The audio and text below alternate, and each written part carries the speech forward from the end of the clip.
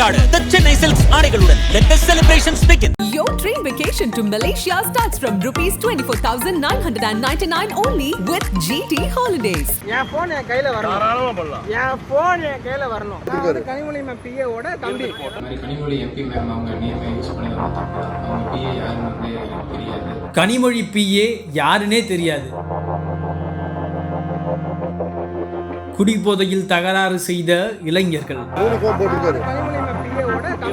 விசாரணையில் தலைகீழ் ட்விஸ்ட். கோவை மாவட்டம் காந்திபுரம் 100 அடி சாலையில் போக்குவரத்து காவல்துறையினர் வழக்கம் போல் வாகன தணிக்கையில் ஈடுபட்டு கொண்டிருந்தனர். அந்த வழியாக வரும் வாகனங்களை தடுத்து நிறுத்தி அதன் ஆவணங்களை சரிபார்த்து கொண்டிருந்தனர். மேலும் சரியான ஆவணம் இல்லாமல் வாகனம் ஓட்டுபவர்களையும் ஹெல்மெட் அணியாமல் இருப்பவர்களையும் பிடித்து அபராதம் விதித்து வந்தனர். இதனிடையே அந்த வழியாக வந்த கருப்பு நிற சொகுசு கார் ஒன்று பொதுமக்களை அச்சுறுத்தும் வகையில் தாறுமாறாக வந்துள்ளது. இதை பார்த்த காவல்துறையினர் காரை மடக்கி பிடித்து சோதனை மேற்கொண்டனர். அப்போது அந்த காரில் இருந்த இளைஞர்கள் மதுபோதையில் இருந்தது தெரிய வந்தது.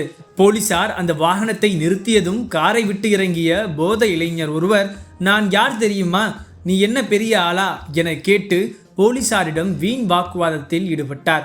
இந்த நிலையில் அந்த நபரின் செல்போனை போலீசார் பறித்ததாக தெரிகிறது. இதனால் ஆவேசமடைந்த அந்த போதை அசாமி, நான் யார் தெரியுமா, நான் திமுக எம்பி கனிமொழி உதவியாளரின் சகோதரர் என்று கூறி போலீசாரை மிரட்ட ஆரம்பித்தார். அப்போது அவருடன் வந்த நபர் ஒருவர் போதை இளைஞரை சமாதானப்படுத்தி அங்கிருந்து அழைத்து செல்ல முயற்சி செய்தார். ஆனால் அதற்கெல்லாம் அடங்காத அந்த இளைஞர் தலைக்கேறிய போதையில் மீண்டும் மீண்டும் வந்து அலப்பறையில் ஈடுபட்டு வந்தார். இதனால் அந்த இடம் முழுக்க பரபரப்பாக காட்சியளித்தது. இந்த கூட்டத்தில் இருந்த காவலர் ஒருவர் குடிபோதையில் வாகனம் இயக்கி சோதனையில் ஈடுபட்ட காவல்துறையினரை மிரட்டும் இளைஞர்களை தனது செல்போனில் வீடியோவாக பதிவு செய்திருக்கிறார். பின்னர் இந்த வீடியோ வெளியாகி பரபரப்பை ஏற்படுத்தி வந்த நிலையில் போக்குவரத்து காவலர் ஒருவர் கோவை காட்டூர் காவல் நிலையத்தில் புகார் அளித்தார். அதன் பேரில் அந்த புகாரை எடுத்துக்கொண்ட போலீசார் குடிபோதையில் தகராறில் ஈடுபட்ட கிரண், பாலாஜி மற்றும் சிவானந்தம் ஆகிய 3 பேரை கைது செய்து விசாரணை நடத்தினர். இதையடுத்து அவர்கள் மீது போக்குவரத்து காவலரிடம் தகாத வார்த்தையால் மிரட்டியது, பணி செய்ய விடாமல் தடுத்தது, பொது இடத்தில் குடிபோதையில் ரகளை செய்வது உள்ளிட்ட பிரிவுகளின் கீழ் வழக்கு பதிவு செய்தனர். அதைத் தொடர்ந்து அந்த 3 இளைஞர்கள் தாங்கள் செய்த தவறுக்கு மன்னிப்பு கேட்டு வீடியோ ஒன்றை வெளியிட்டுள்ளனர்.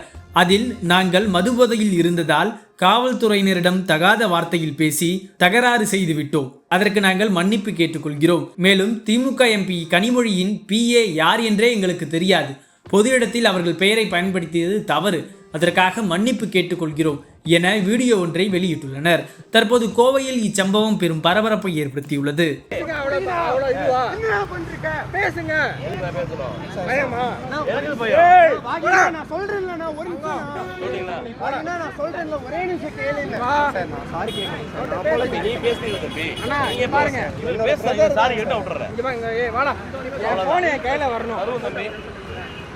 என் போன் என் கையில தரும தம்பின்னு தான் சொல்றேன். தர மாட்டேன்னு சொல்றேன். அவர்ட்ட பேசுங்க. நான் எதுக்குப்பா பேசணும்? நீங்க யாரு? நீங்க யாருப்பா? நீங்க யாருப்பா? யூனிஃபார்ம் போட்டுருக்காரு. கனிமொழி பிஏ ஓட தம்பி. நான் போலீஸ் பேசுங்க. அவர்ட்ட பேசுங்க. எதுக்கு நான் பேசணும்? பேசுங்க. எதுக்கு நான் பேசணும்? அவரோட பேர் இருக்கு. அவர்ட்ட பேசுங்க. வணக்கம், என் பேர் கிரண். நானும் என் ஃப்ரெண்ட்ஸும் பொள்ளாச்சிலேருந்து கோயம்புத்தூர் ஒரு சின்ன பர்சனல் ஒர்க்காக போயிருந்தோம்.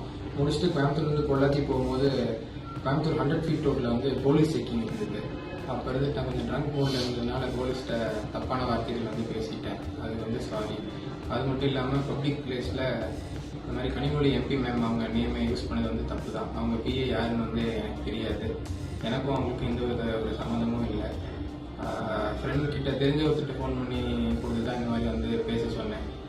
அதுக்கும் சாரி. பப்ளிக் பிளேஸில் இந்த மாதிரி மிஸ்பிஹேவ் பண்ணதுக்கு சாரி. என் நடிப்பை ஜெயலலிதா பாராட்ட மறுத்தார். ஏன் தெரியுமா? நக்கீரன் இதழில் சினிமா கொட்டகை டைரக்டர் ரைட்டர் VC குகநாதன் எழுதி வரும் புதிய தொடர். வாங்கி படியுங்கள் உங்கள் நக்கீரன். அனல் பறக்கும் செய்திகளை அப்டேட் செய்து கொள்ள நக்கீரன் களத்தை இப்பவே சப்ஸ்கிரைப் பண்ணுங்க.